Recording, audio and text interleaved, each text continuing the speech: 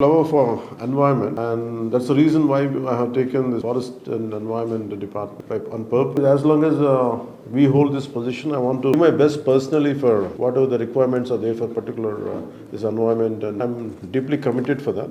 తీర ప్రాంత ఎకోసిస్టమ్ ఆరోగ్యాన్ని కాపాడుకోవడానికి జీవ వైవిధ్యాన్ని కాపాడటం, ప్రకృతి వైపరీత్యాల నుండి మానవ సమాజాన్ని రక్షించడానికి మరియు వాతావరణ మార్పులు ఉపశమనానికి తోడ్పడేందుకు మడడువులు ఎంతో అవసరం.